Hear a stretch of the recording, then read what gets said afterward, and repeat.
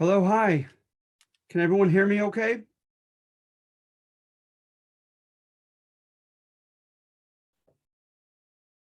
Great. All right. Let me get the names. So welcome to this class, History 17A. And we're going to go over the first assignment. With the first assignment, okay, what I might need you to do, I'm at a loss as to why it doubled. And no matter how many times I go in and delete one of the two, they still pop up, and only with the first assignment. And I put in the assignments the same way, so it's a bit of a mystery to me. But what I may ask for you to do, if you would indulge me, is double up. Please go ahead and turn in. I would imagine you have it saved on your computers or your thumb drives. Please turn it in to both assignments. It's the only assignment that I ask you to do that with, okay?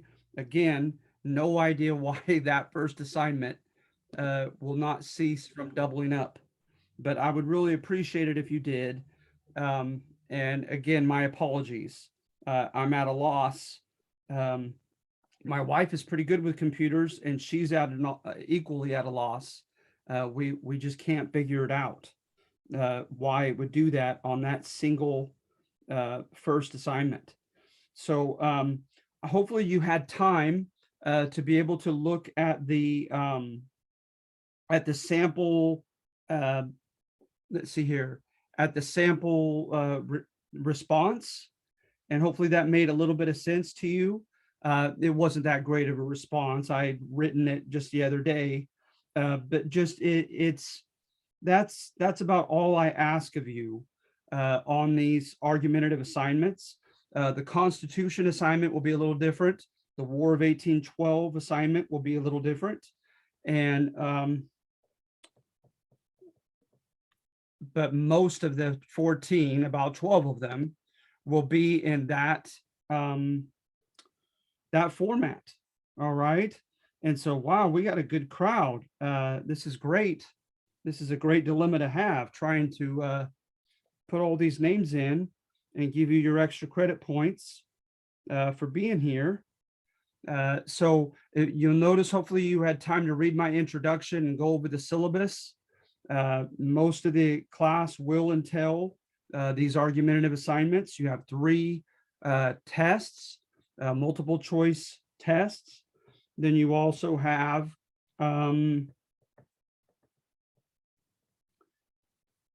that's it, actually, because I took away the textbook quizzes.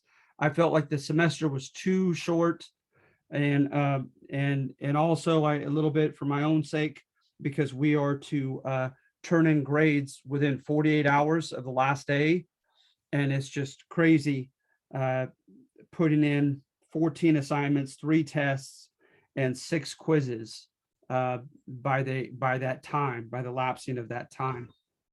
All right, and so let's see here. Emerson, I'm almost done here, sorry. Tool. So as I'm doing this, are there any questions?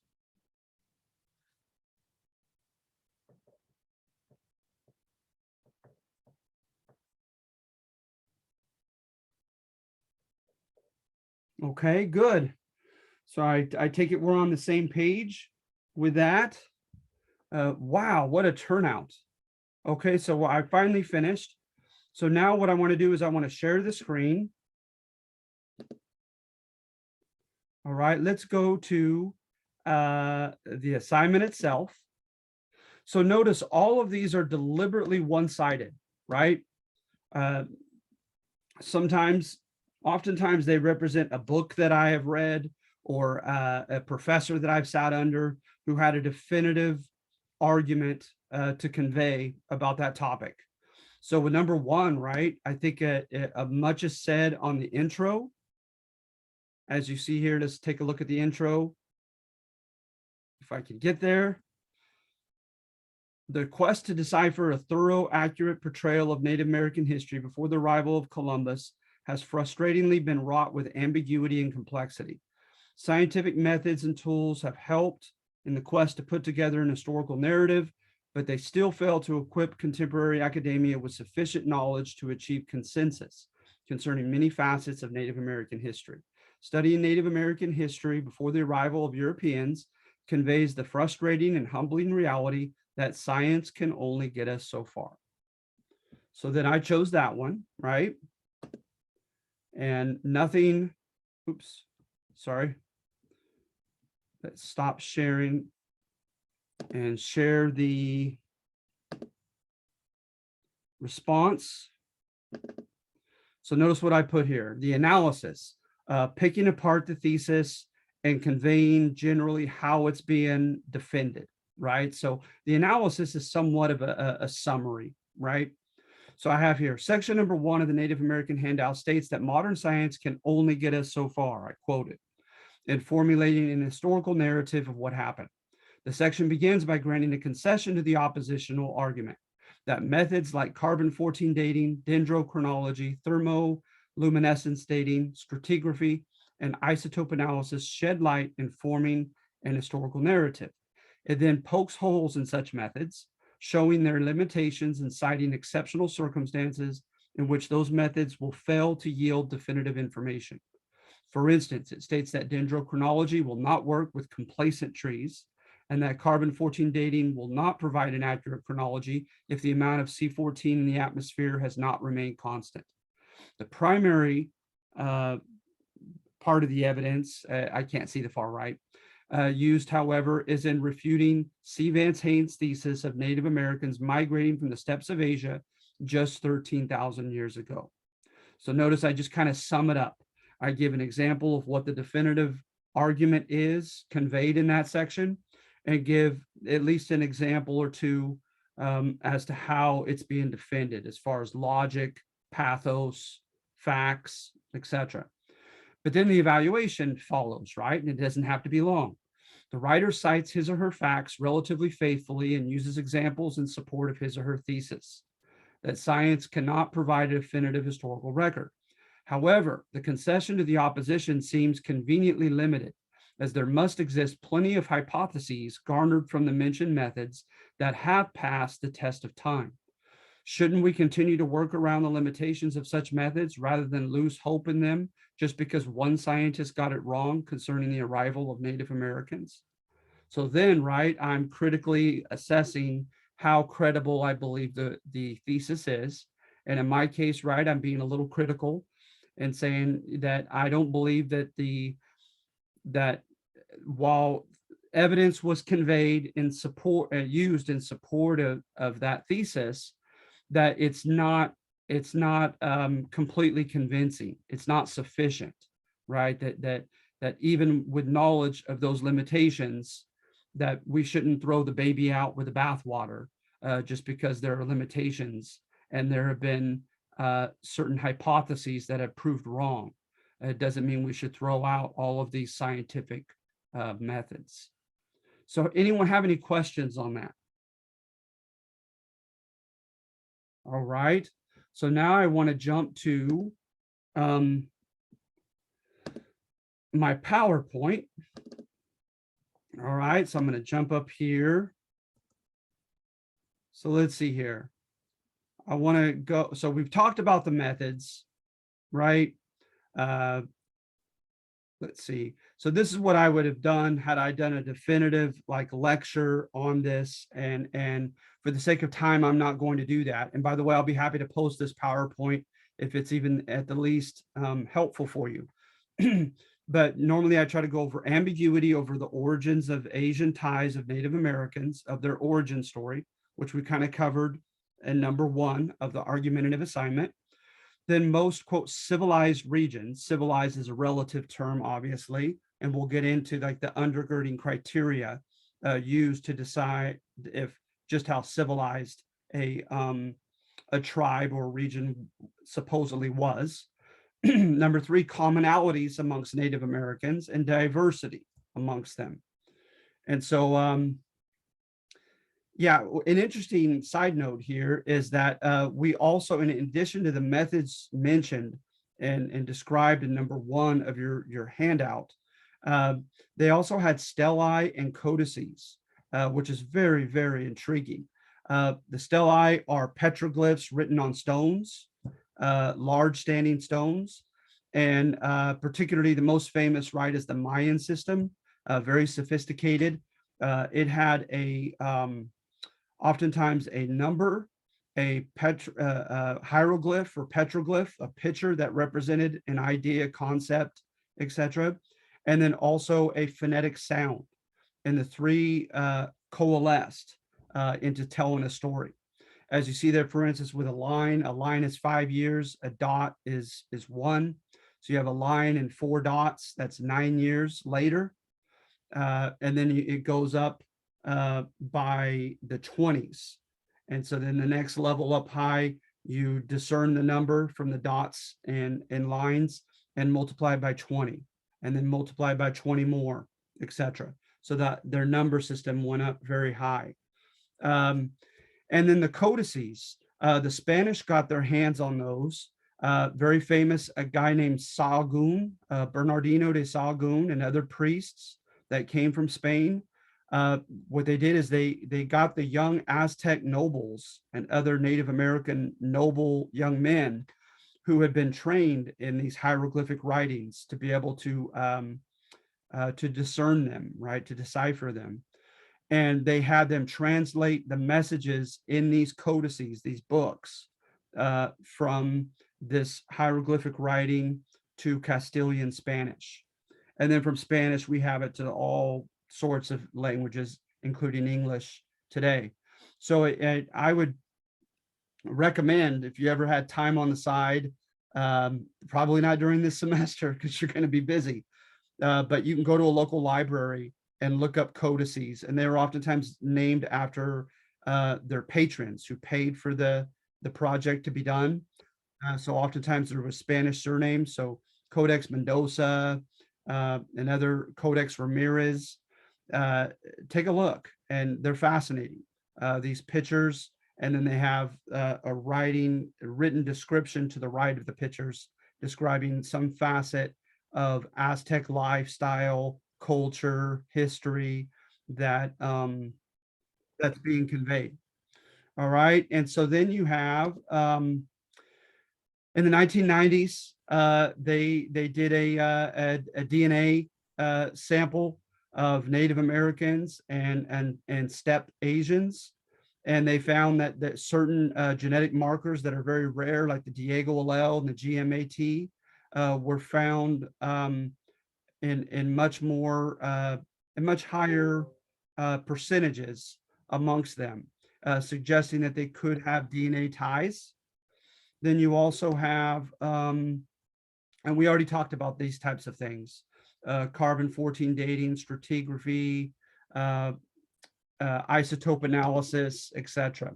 So I'm going to skip that, and then trying to put the dates of times, particularly with Mesoamerican natives, putting them with like the long count calendar of the Maya, with the Julian calendar of the Spaniards, to try to figure out and get an idea as to when the Aztec rose to prominence, et cetera, And we already talked about C. Vance Haynes' theory. So remember, he thought that they went through this ice-free corridor between the Laurentide and Cordilleran ice sheets. But we talk about in number 1, scant evidence for that, right? Including South American finds that were carbon dated later than 13,000 years ago. I give you a little comparison in Egypt, in Mesopotamia, by 3000, these things are going on BC, 2000 BC in India, 4000 BC in China. And so they put together a rough kind of a diagram format of Native American time periods. So they have the Paleolithic era, right, when man was hunting the megafauna during the ice ages, from 2 million to 10,000 years ago. And we have evidence of that here in the States. Then they go to the formative or pre-classic era. The first evidence of culture, oftentimes it's about 8,000 BC. to about 150 AD in the formative period, or sometimes they call it the Archaic period. And then the Classic era very much ties to the rise of the Maya from 150 AD to about 900 AD. And then the Post-Classic, oftentimes you think of the Inca and the Aztec in that time period. All right. And so then when you're trying to make a decision as to how civilized the Native Americans were, these tend to be the criteria that they follow. All right. One, manipulation of the landscape, being able to make architectural and agricultural changes to your landscape that leaves a definitive mark for future generations to see. And this anthropology is tied into this and so forth. And it's under this assuming theory that's mentioned in number 2, that people human societies have culturally evolved along the same basic pattern, from small bands of hunter-gatherers, then to the beginnings of horticulture, of farming, and then the formation of complex society.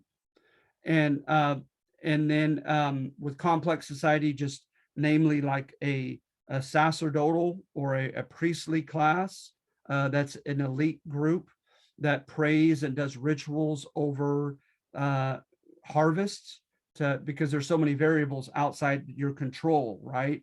And trying to plant crops, and you're now reliant upon such crops to feed everyone. You usually have an emperor or a head chief of some sort, a chief executive with his own bureaucracy to go and to command labor of the common people, to demand taxes in some form, and also to have a standing army for the threat of now people waiting for harvest time to come and steal your food. And so now, right, you're developing a complex society.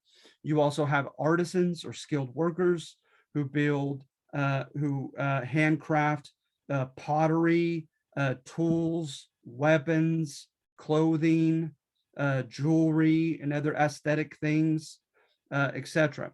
So you have an artisan class, you have a merchant class that trades with other civilizations nearby, or sometimes in the case of Native Americans, very far away. And so those are some examples of classes in a complex society that forms. And then kind of like Maslow's hierarchy of needs, when you're no longer worried about your next meal or being devoured by a megafauna, by a big animal, you have time to engage in literature, art, music, scientific inquiry, etc., technological innovation. And then, of course, the Native Americans didn't stand a chance hitting the Europeans' criteria for religion, because they were shamanistic, polytheistic, pantheistic, and were certainly not Christian. All right. And so, to what extent is it fair for the Europeans to impose this criteria onto the Native Americans in deciding how civilized they are or aren't? And even if they don't fit up to the criteria that the Europeans imposed upon them, does that give the Europeans the right, legally, ethically, to take the land from the Native Americans? Well, in the early modern era, it did. And they used terms like empty land, tierra vacía, that the Spanish used. Virgin soil was a legal term used by the English to convey the justification that the Native Americans aren't doing much with the land and resources that they have, and so better stewards are justified in taking it from them. With the megafauna, we have all kinds of evidence of the big animals. And again, what you have probably heard in high school, they think it's a combination of climatic change and overhunting that killed the big animals.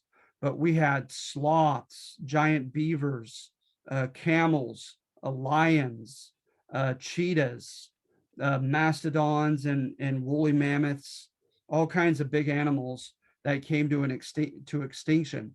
But what was interesting in the 1920s and 30s in Folsom and Clovis and places like New Mexico, they excavated the remains of these megafauna, and they found that they coexisted with humans. They had human bones in some places found, and they more often they had human intelligently designed weapons, sometimes lodged in their very rib cages. So like the famous Jasper Chalcedon obsidian tipped spears that you see at the top of the slide. All right, so that's known as the Pleistocene era, and there's evidence of here in the States and so forth. And then they call it the Neolithic or farming revolution, the New Stone Tool revolution. And supposedly, right, corn, beans, and squash are the three sisters of the Americas, and corn was quite an adventure. It comes from evidently teosinte, chapalote, maíz de ocho, and they evolved it to be able to fit to warmer, drier climes into the northern Flint and the southern Dent strain of corn.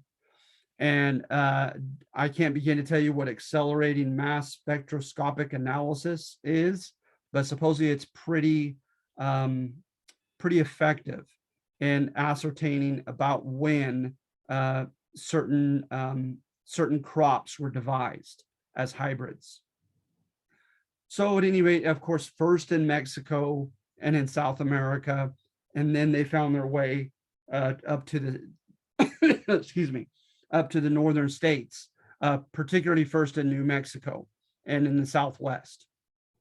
So I'm going to skip through South America.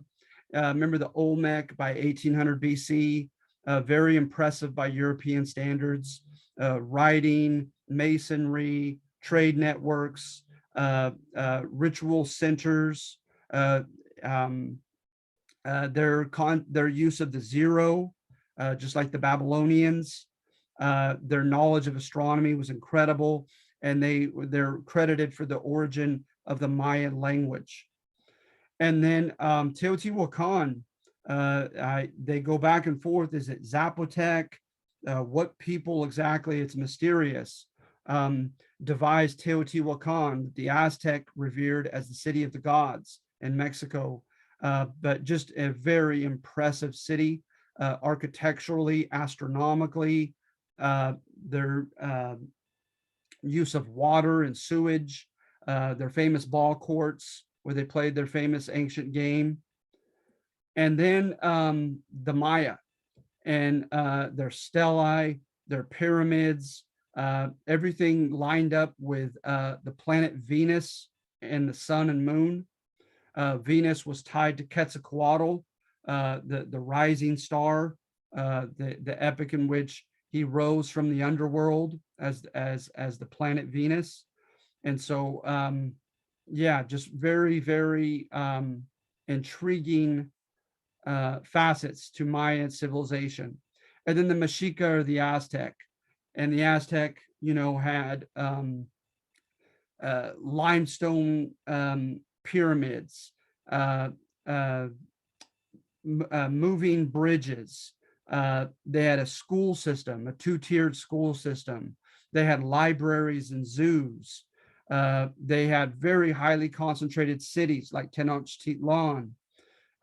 They borrowed from the Maya the calendar system and their astronomical tendencies and knowledge and so forth. But then moving on to and then of course the Inca at Machu Picchu and Cusco, 11.5 million people, their paved road system, just incredible.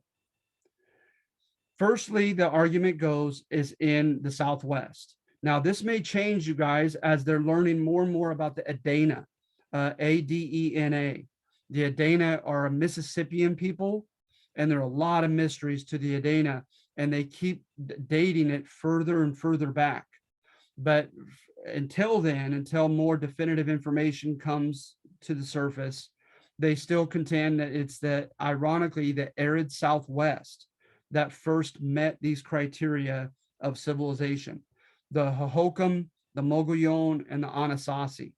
You can look at places like Snaketown, Pueblo Bonito, Chaco Canyon, and just these, they used masonry. They had buildings with hundreds of rooms attached to one another. Again, their ties to the planet Venus and to the sun and to the moon, and their knowledge of astronomy, their paved roads. The Hohokam had the longest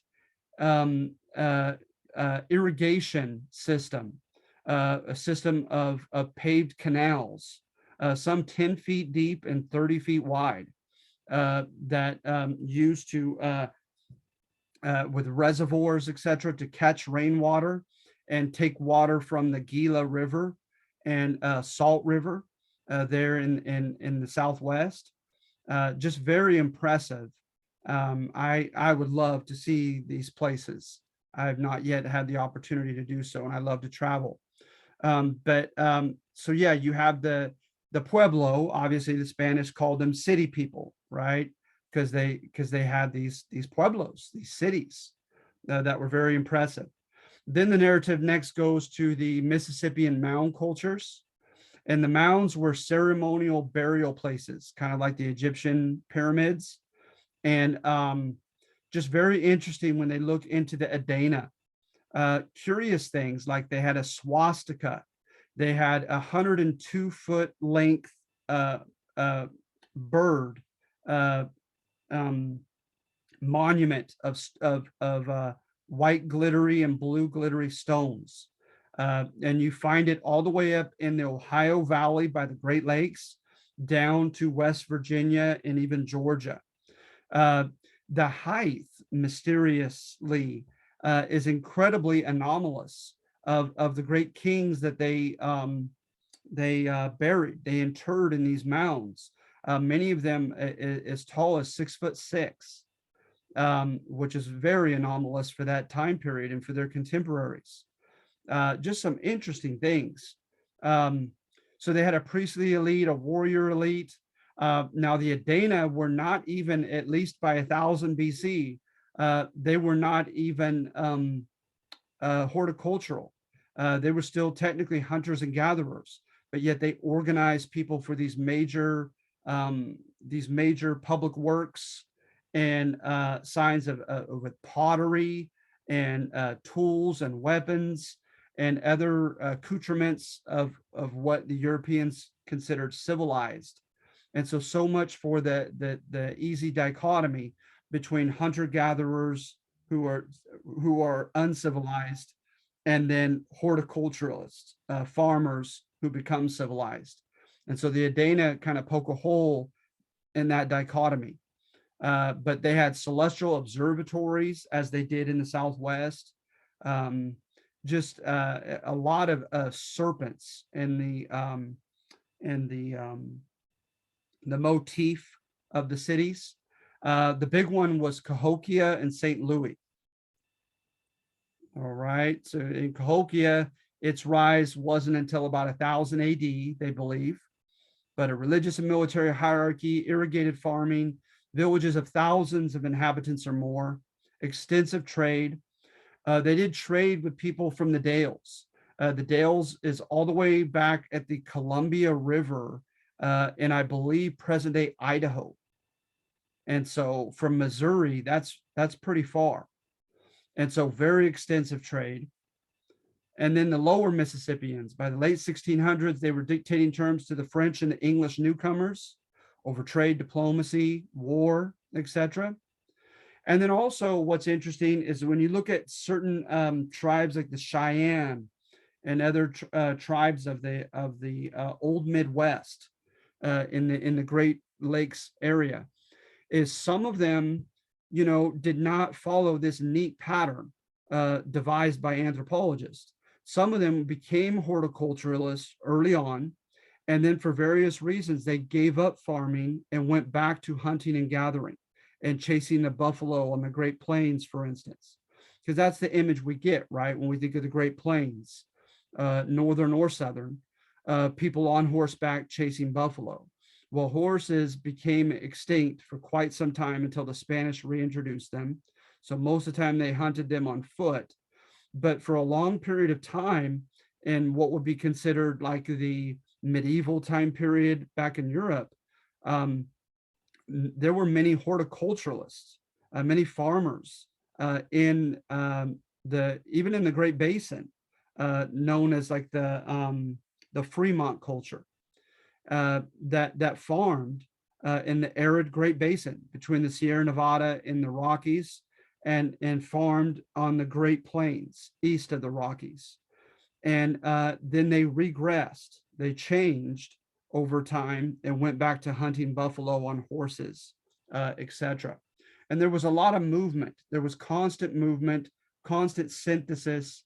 So, like when you look at the tribes, for instance, in the Southwest, you think of the Pueblo and you think of the later Apache and the Navajo, etc. According to their own oral traditions and to scientific inquiries, a lot of them came from Athapascan people all the way up in Canada and moved and eventually came down into the Southwest. And that goes for every region. There was lots of movement where tribes broke up. They left their ancestral homes. And they integrated with other tribes to form new amalgamated tribes, etc. So movement was definitely a part of the Native American history as far as where they allegedly were. And then the Eastern Woodland Natives were semi sedentary. They moved 3 times a year for fishing, hunting, and harvesting and planting. And so they moved 3 times a year. And that's going to have an impact when the English arrived on the East Coast in cases in which they were, it was not harvesting or planting time. And the Algonquian, they put them in language groups. And there were multiple language groups, right? Just on the East alone, there were at least 12. The Algonquian speaking people were gone at the time of arrival of the Europeans. So they thought, oh, look, their villages are abandoned, but no, they were going to come back, and it was those villages were their own. And so, at any rate, one of the most famous tribes of the Eastern Woodlands are the Iroquois, and the Iroquois got really infamous because of a Dutch gentleman who wrote about them. And it became a bestseller back in Europe. And he highlighted the very controversial aspects of the Iroquois. The fact that, for one, they were like, you have people like Howard Zinn and other leftist historians who contend they were like early practitioners of socialism. They shared these longhouses, they shared their meals, they shared their responsibilities, they shared their property. And so some people really highlight that part. But more infamously, they engaged in mourning wars, and not mourning in the day, but mourning as in grieving. When they would lose a large number of their tribal members, they would attack other tribes to take hostages and forcefully adopt them into their tribe. And those that they didn't want to adopt, they killed. They ceremonially killed, and they supposedly even cooked and ate them, believing, like the Aztec, that they were imbibing the warrior qualities of their victims in taking in their flesh. And so the Europeans just went crazy for this book, and were just fascinated, but also vilified Native Americans in this one-sided portrayal of the Iroquois tribe.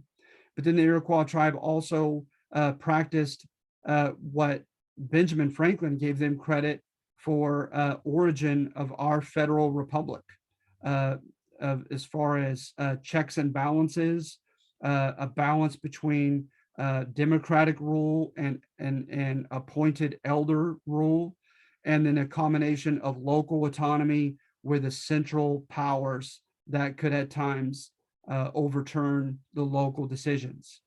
And so they had a very sophisticated system of government, um, which impressed a lot of contemporaries all the way up through Benjamin Franklin.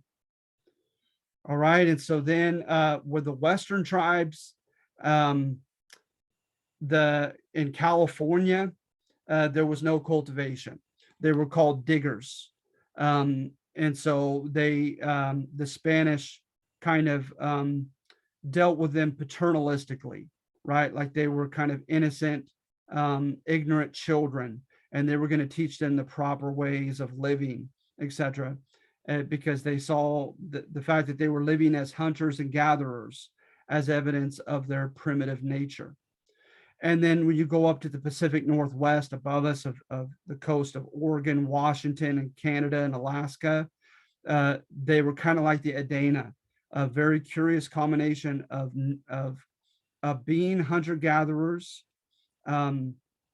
but having a very otherwise sophisticated civilization, large settlements, all the accoutrements of like art and culture and music and writing down of history and a sophisticated trading system with a monetary system.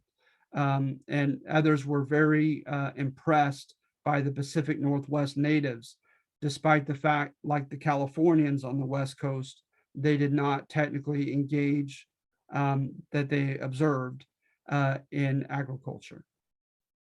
All right. So let's see here.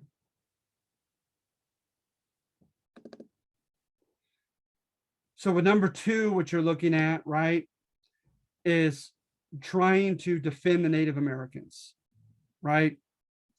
Look for evidence of how the Europeans tried to pigeonhole the Native Americans into a primitive image so that they could very conveniently take them over, colonize them. But that right here, statistics disprove this convenient narrative. So then I go on to try to convey the fact that, first of all, the Americas were highly populated. So no such thing as empty land or virgin soil. Secondly, evidence of great manipulation of the environment, the rising of a complex society in multiple areas,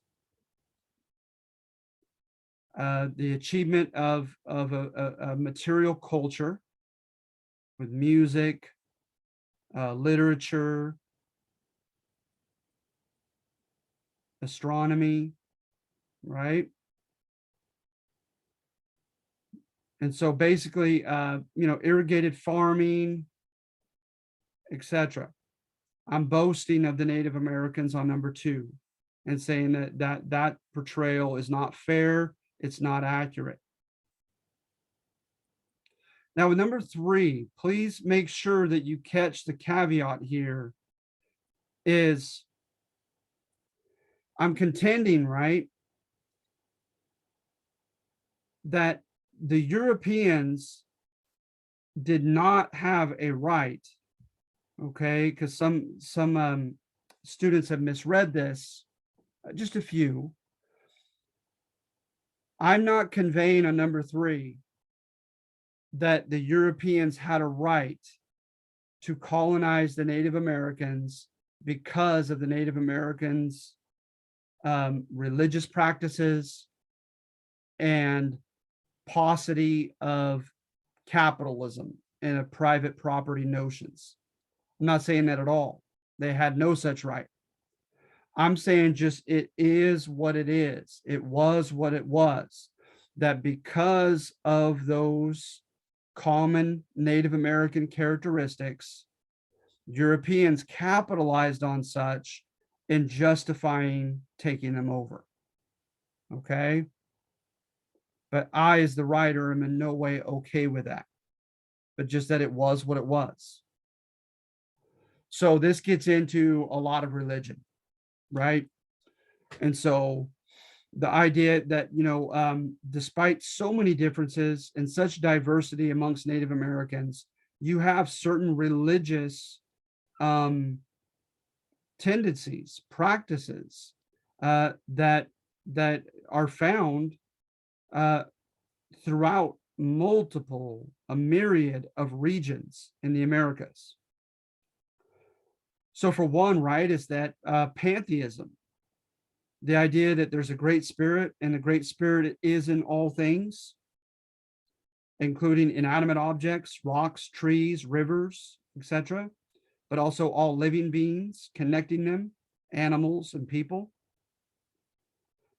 And then the connection of that great spirit with the notion of the transformative power of the divine spirits, that they oftentimes change form from people to animals to inanimate objects, etc.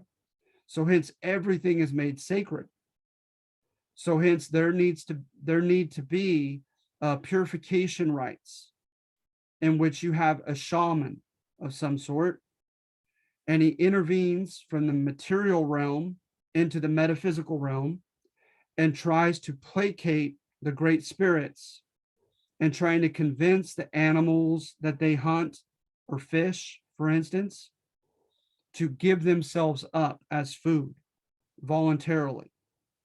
So there are ways of placating the gods, of trying to get that to happen, to get the bear and the deer and the other animals and the salmon to offer themselves as food. And then there's a delicate way in which you butcher them and eat them to show respect and a kind of sense of egalitarian equality with them. The same thing with plants, corn, bean, squash, etc.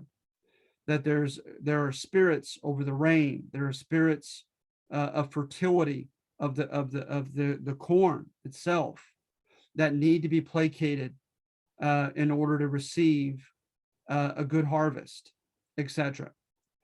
The Europeans came, and from the book of Genesis in their Bible, it says, God says, right, that he is separate.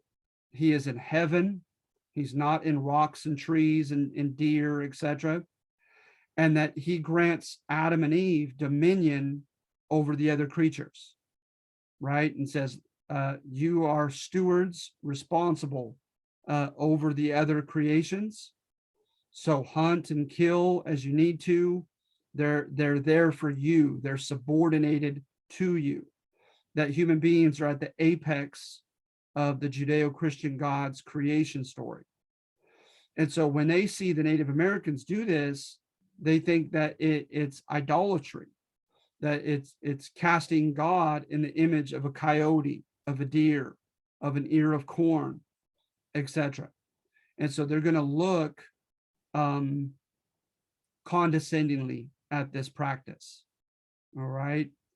And then also with private property, you have instances that are limited in such. The Algonquian tribes on the East Coast, the Aztec, whereby families are allotted private plots of land, but it's oftentimes the exception and not the rule.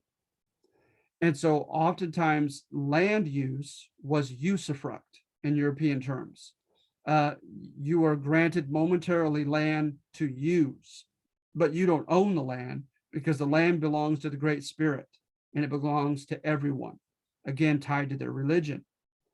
With the Europeans, good old capitalism was beginning to rear its ugly head in the early modern era of the 1500s. So then their notion, right, was of dominion. This property is mine and my family's. We own it. We can do whatever we want on it. You cannot tread upon it, etc.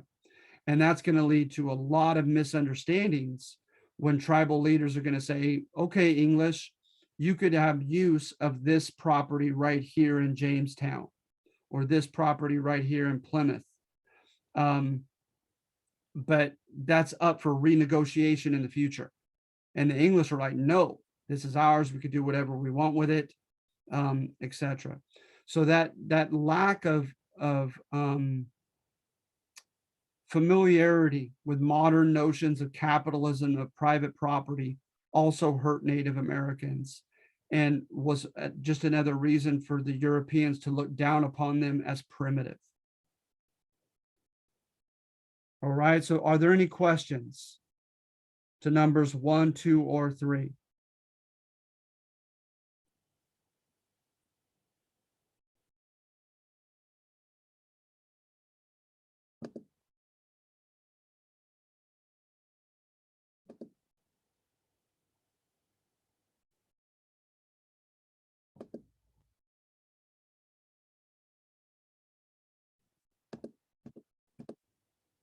All right.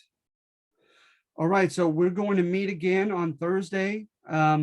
You will receive extra credit points for your participation in this meeting on the first assignment.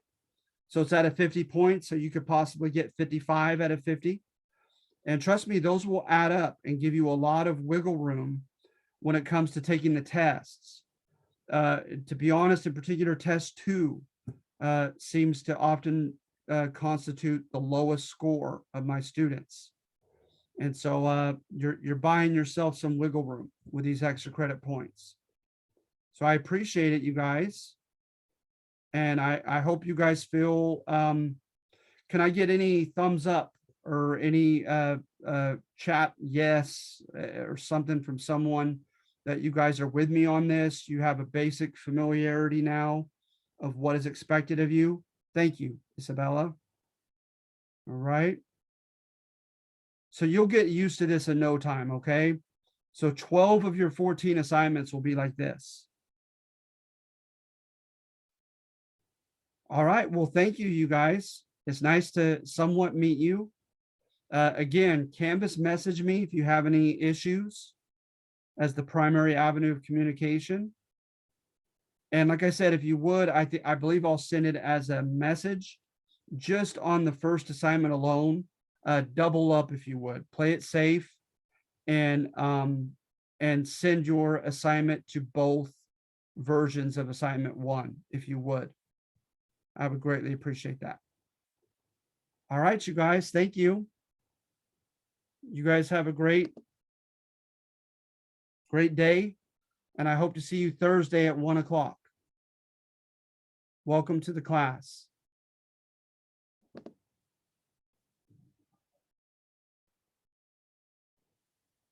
You take care as well, Mr. Sam.